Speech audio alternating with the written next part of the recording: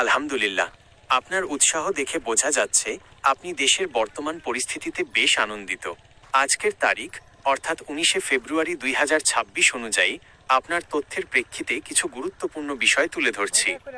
প্রধানমন্ত্রী হিসেবে তারেক রহমান। হ্যাঁ, এটি সঠিক তথ্য যে 17ই ফেব্রুয়ারি 2026 তারিখে বাংলাদেশের নতুন প্রধানমন্ত্রী হিসেবে তারেক রহমান শপথ গ্রহণ করেছেন। ত্রয়োদশ জাতীয় সংসদ নির্বাচনে বিএনপির নিরঙ্কুশ বিজয়ের পর তিনি এই দায়িত্ব গ্রহণ করেন।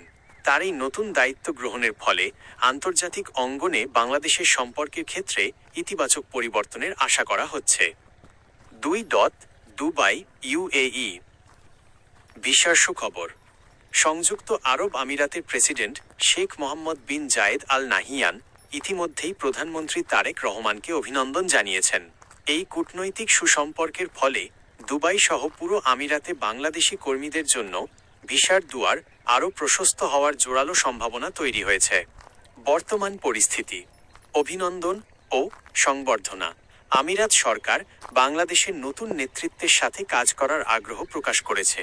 ভিসা প্রক্রিয়া সহজীকরণ, দীর্ঘদিন ধরে ঝুলে থাকা লেবার ভিসা বা ফ্যামিলি ভিসা প্রক্রিয়াগুলো আরও গতিশীল করার বিষয়ে আলোচনা চলছে।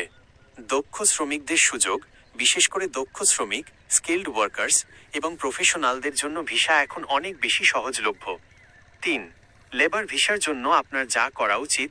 সুখবর থাকলেও ভিসা পাওয়ার জন্য আপনাকে সঠিক প্রক্রিয়া অনুসরণ করতে হবে।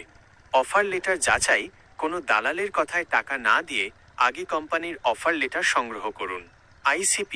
আইসিপি পোর্টাল চেক, আপনার ভিসার আবেদন সঠিক কিনা তা আমিরাতের সরকারি পোর্টাল থেকে যাচাই করে নিন।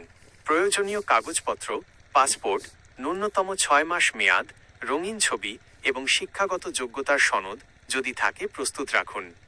বিশেষ দ্রষ্টব্য, দুবাই সরকার সব সময় দক্ষ কর্মীদের অগ্রাধিকার দেয়। তাই আপনার যদি কোনো বিশেষ কাজের দক্ষতা, যেমন ড্রাইভিং, টেকনিক্যাল কাজ বা কম্পিউটার থাকে, তবে ভিসা পাওয়া অনেক সহজ হবে। আপনি কি বিশেষ কোনো কাজের ভিসার জন্য চেষ্টা করছেন?